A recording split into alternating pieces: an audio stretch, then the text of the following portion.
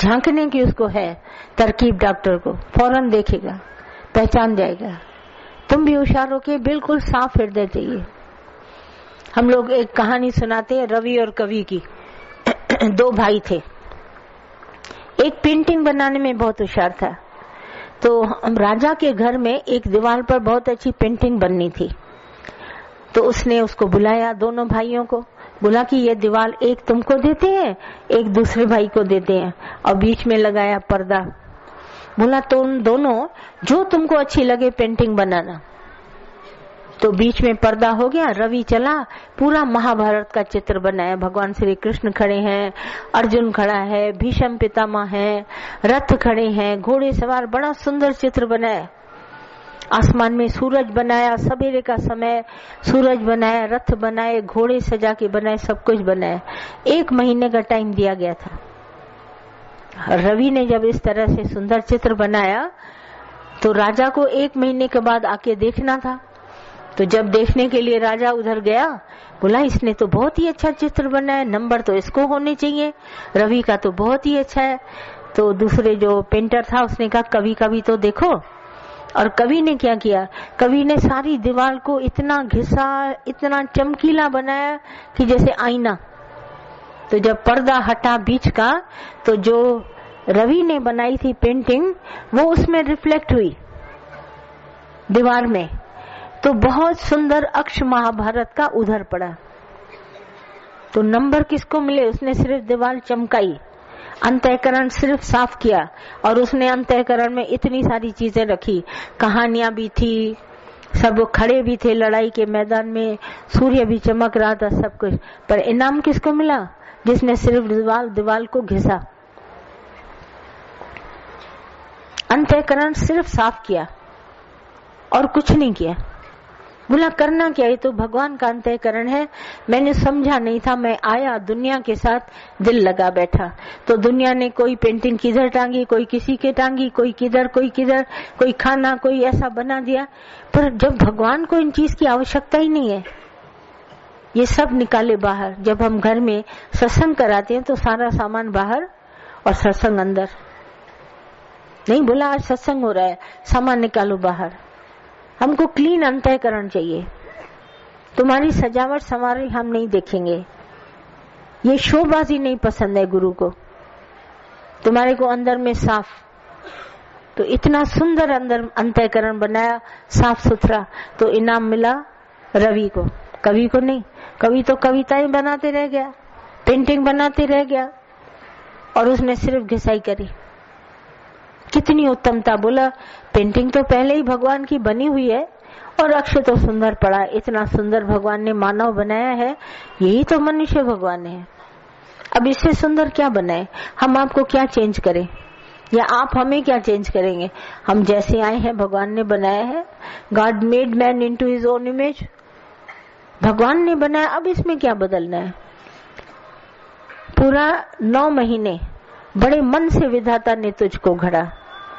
ऐसे नहीं है कि दिल नहीं लगाई है, हमारी दिल लगाई है परफेक्ट। हमको आंखें, कान, दांत सब दिए, पूरा जिस्म हमारा बनाया भगवान ने। अब इतनी अच्छी कुदरत बनाने के बाद में हम क्या तुमको बनाए, अब क्या बनाना है। अंतःकरण भी साफ दिया है तुम्हारे को।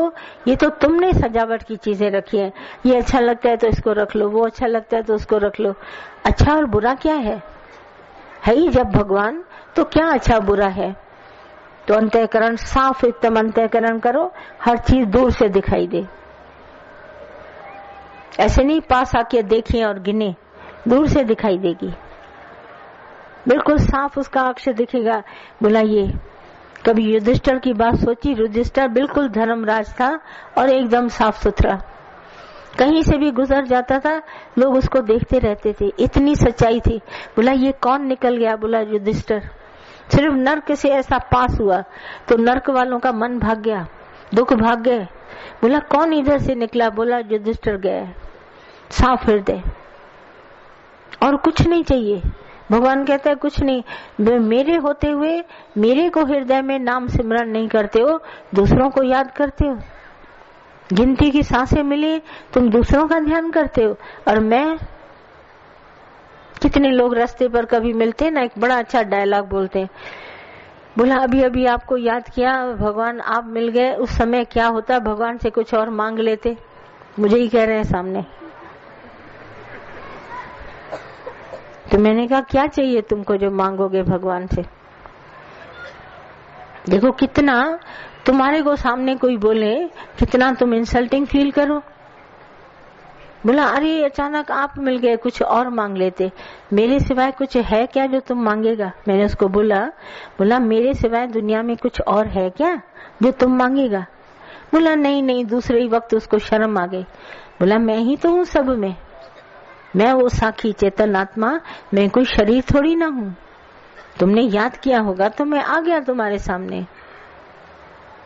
बाकी सब दुनिया को कुछ और क्या है जो तुम मांगता है, मैं भी सुनूं। सोने का हार चाहिए, अच्छा पलंग चाहिए, अच्छा घर चाहिए, क्या चाहिए तुमको। वो सच में बोलता है, बोला संत बोलता है आखिर तुम चाहते क्या हो, मुझे बताओ तो क्या चाहना है तुम्हारे अंदर। तो शर्म आ जाती, सच्ची बात है, क्या मांगे। एक चाहना हो तो मैं मांगू, ये तो बड़ी सी लिस्ट है।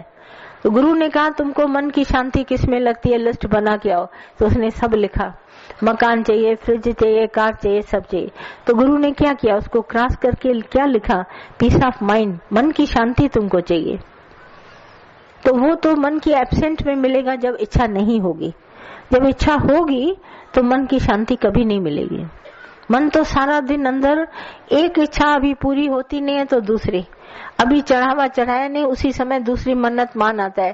बोला नेक्स्ट टाइम अगर ये होगा ना, अब शादी हो गई, बेटे की भगवान शादी करा देना, बहू अच्छी आई, बहू को लेके गए गुरुद्वारे टिकाने में, मत्था टिकाया, सब कुछ किया, भगवान शादी हो गई, अब इसको पोता देना। अभी खड़ी है। तो लड़के ने कहा क्या बोला तुमने भगवान को। बोला पोते के लिए बोला। बोला 9 महीना भी इंतजार नहीं करती है, टाइम तो होने दो ना, आज शादी करिए, इतनी जल्दी थोड़ी ना दूंगा। वहीं से मांगती है, और अगर भगवान दे देता तो समझो भगवान मान लेता है, तुमने आज ही शादी कराई बहू की और उसके पास गई, बोला हमको पोता चाहिए, उसी समय दे देता गोद में, तो तुमसे सब लोग पूछते क्या मैं कैसे लेके आई है, तो तुम्हारे को कैसा लगता।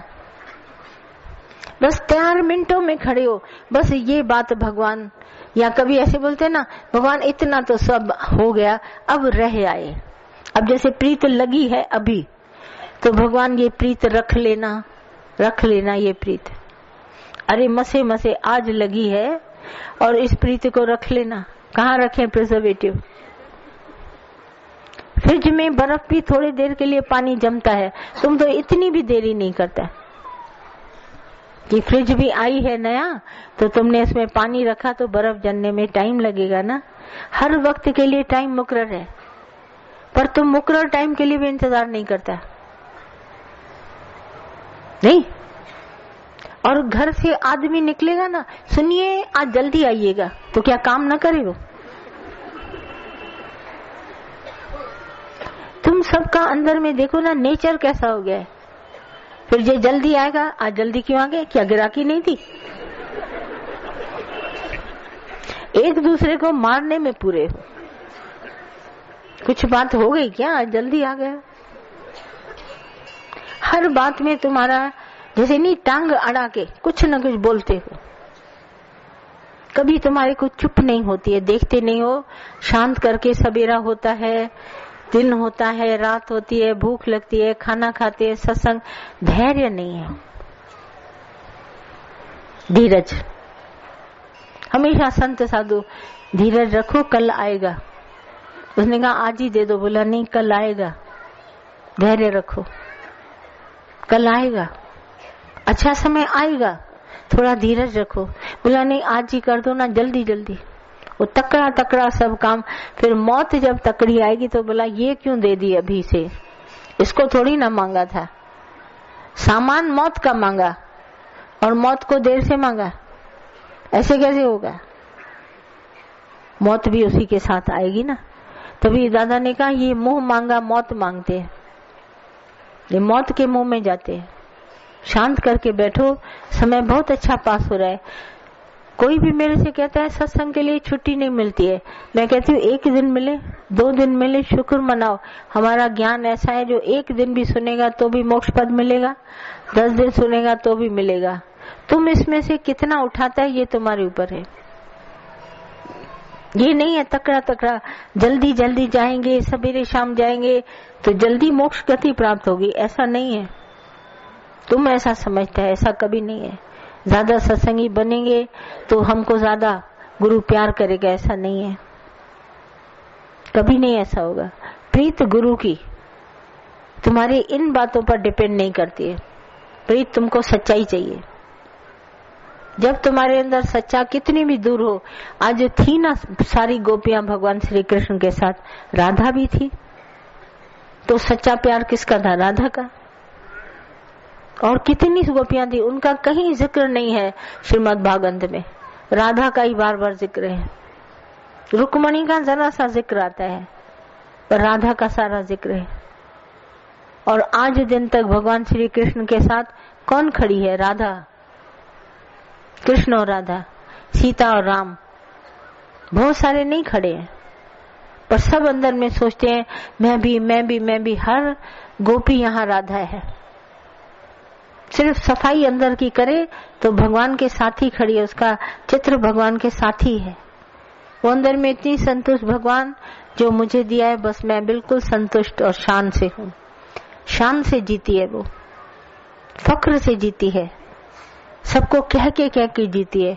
वो औरत सिर्फ ट्रेन में डिब्बे में चढ़ी और उसके भाई ने उसको बोला पास वाले डिब्बे में तुम्हारा आदमी बैठा है। सारी रात औरतों को मेरा आदमी बाजू वाले डिब्बे में, मेरा आदमी बाजू वाले डिब्बे में। जब दिल्ली स्टेशन पर उतरी तो अपने भाई को बोलती है जीजा जी को तो उतारो। बोला वो तो साथ में ही नहीं था। तो बोला साथ में ही नहीं था तो मैं तो सारा वक्त बोलती आई उधर। बोला उसको कुछ काम था, वो तुम्हारे को ऐसे ही झूठ में बोला तुम लेडीज डिपार्टमेंट में बैठो, हम उधर बैठे। तो बेहोश होके गिर गई। देखो वो इतना आथत लेके आई, तुमको तो सचमुच साथ में है, सदा बसत हम साथ।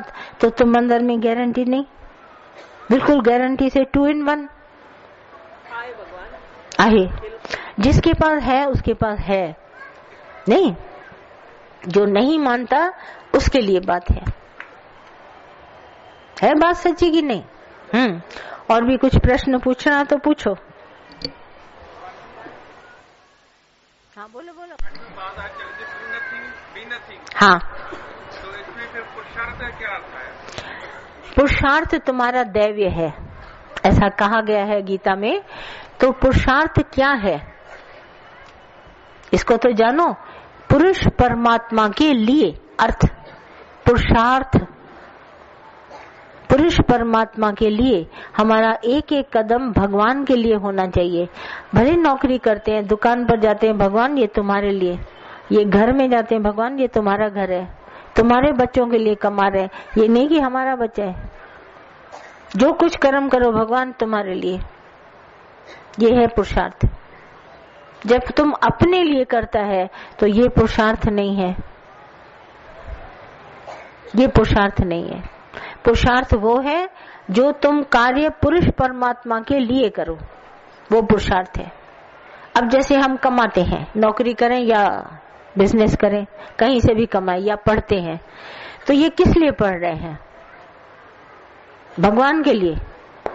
अच्छे से पैसा कमाएंगे, अच्छे से घर बनेगा, अच्छे से बाल बच्चे पढ़ेंगे, अच्छे से अच्छा होगा तो सत्संग में भी तो आएंगे अच्छे से। और ये सब चीजें न हो तो सत्संग में मन लगेगा, बार बार खटखट होगी ना, होगा ना ऐसा। तो सत्संग में मन लगाने के लिए हमारे को सब कुछ फिट चाहिए। सहज प्रकृति, खाना भी आराम करके खा के आओ, पानी भी पी के आओ, अच्छे से यहाँ बैठोगे तो भगवान के भजन में मन भी लगेगा। खाली पेट तो भजन नहीं होता, बहुत भरा पेट होता है तो भी भजन नहीं होता, नहीं। तो ये सभी बातें ध्यान में देखो। हम जो भी कर्म करते हैं भगवान के लिए करते हैं तो सुखी हैं, और मैं और मेरे के लिए नहीं करते। भले हमारे बच्चे हैं तो क्या हुआ, पर भगवान ने दिए हैं। ये साध संगत भी भगवान ने दी है, हम इसी के लिए यहाँ आते हैं। ये भगवान के हैं, हमारे तुम्हारे नहीं है।